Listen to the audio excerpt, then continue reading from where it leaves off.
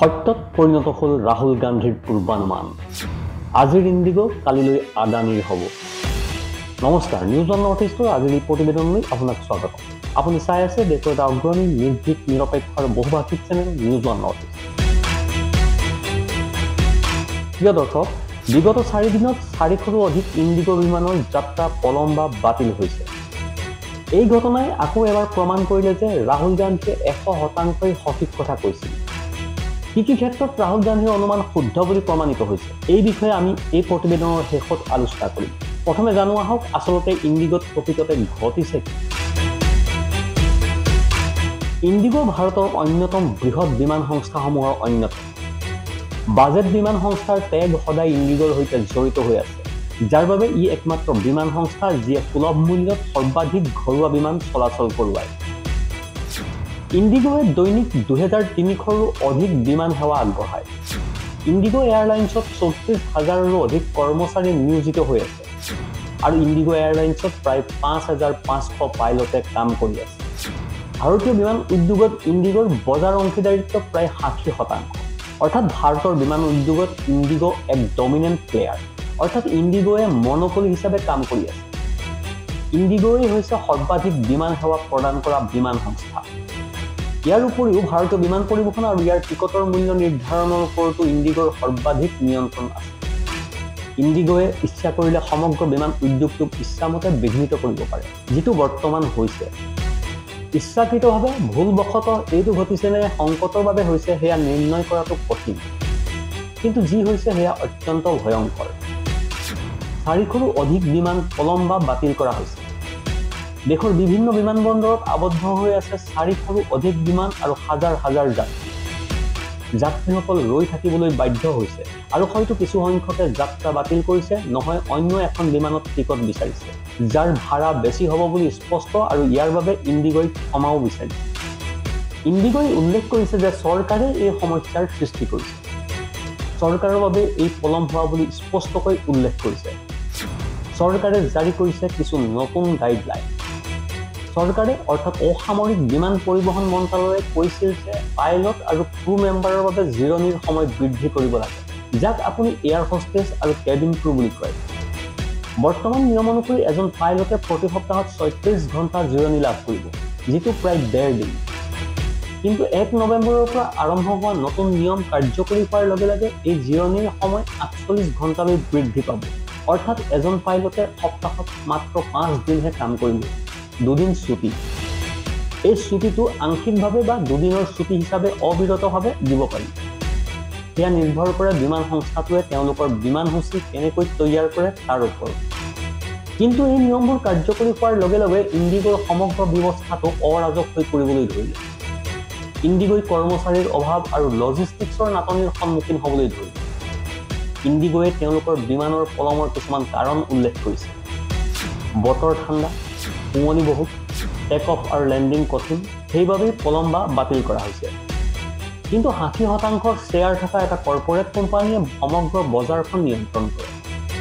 কিন্তু নতুন নিয়ম প্ৰৱৰ্তনৰ লগে লগে ই সম্পূৰ্ণৰূপে অস্থিৰ হৈ পৰিছে আৰু সমগ্ৰ দেশৰ উদ্যোগটো ছিন্ন ভিন্ন হৈ পৰাৰ উপক্ৰম হৈছে।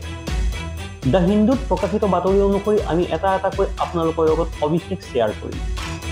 ইণ্ডিগোই এই খবৰটো গত 5 ডিচেম্বৰ অৰ্থাৎ পৰহি বিয়লি প্ৰায় 3:05 প্ৰকাশ কৰিছিল।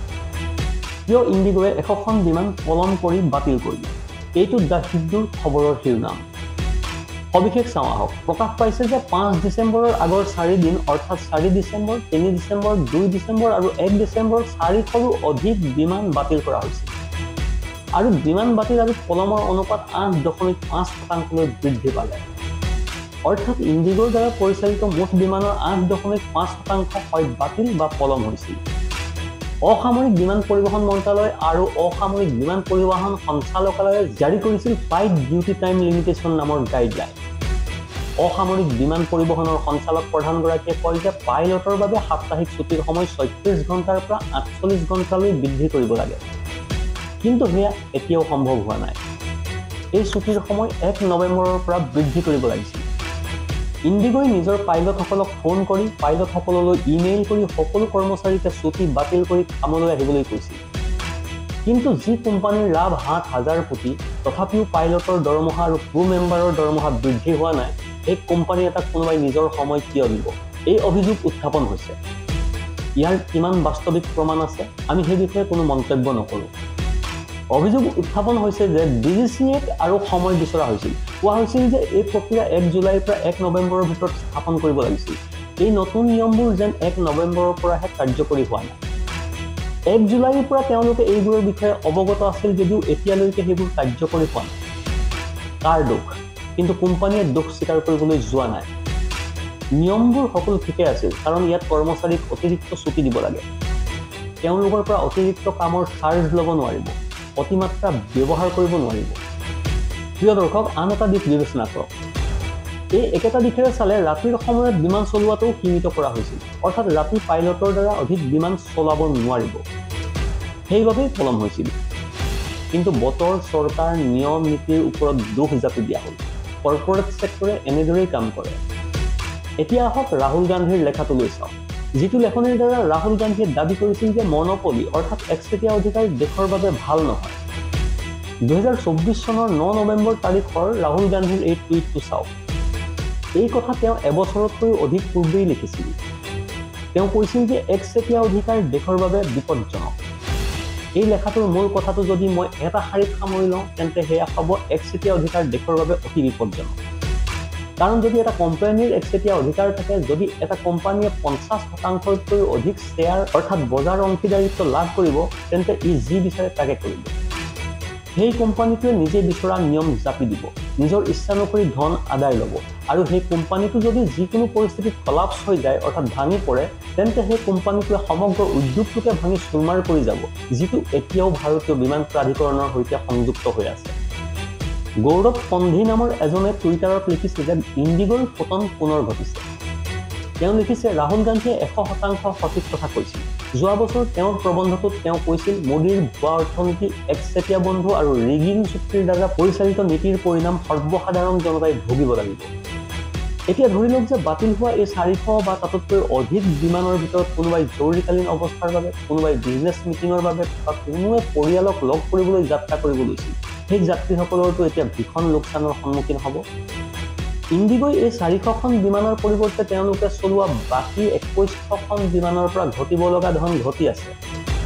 কিন্তু যিজন ব্যক্তিৰ এই বিমান পলম হোৱাৰ বাবে ব্যৱসায়িক চুক্তি নষ্ট হ'ল, সেই ৰীতি-নীতিৰ বাবে পৰিয়ালৰ কোনো সদস্যক দেখা নাপালে, নিজৰ কন্যা বা পুত্ৰৰ জন্মদিনত উপস্থিত থাকিব নোৱাৰিলে, তেনে ভুক্তভোগী যাত্ৰীৰ মনত চাগে কি অৱস্থাৰ সৃষ্টি হ'ব সেইটো কোনেও কল্পনা কৰিব নোৱাৰে। আৰু এতিয়া চাওক, যেতিয়া প্ৰায় 60% বজাৰ অংশীদাৰিত্ব থকা এটা বিমান সংস্থাৰ বিমান যদি কমি যায়, সংকটৰ মুখামুখি হয় আৰু সমগ্ৰ দেশখন ৰানৱেত আবদ্ধ হৈ পৰে। ৰাহুল গান্ধীয়ে প্ৰায় এনেধৰণৰ কথা আঙুলিয়াই দিছে। তেওঁ মনোপলি অৰ্থাৎ একচেটিয়া অধিকাৰৰ ভয়াৱহতাৰ বিষয়েও লিখিছিল, কিন্তু কোনেও গুৰুত্ব দিয়া নাই। কিন্তু যেতিয়া কোনো এগৰাকী ব্যক্তিয়ে কোৱা কথা পৰৱৰ্তী সময়ত সত্যত পৰিণত হয়, তেতিয়া আমি কওঁ, চাওক, সেই মানুহগৰাকীয়ে ভাল কথাই কৈছিল। প্ৰিয় দৰ্শক, এতিয়া আপুনি বিবেচনা কৰিব পাৰে ৰাহুল গান্ধীৰ সেই অনুমান সত্য আছিল নে নাই। Bureau report, news one north east.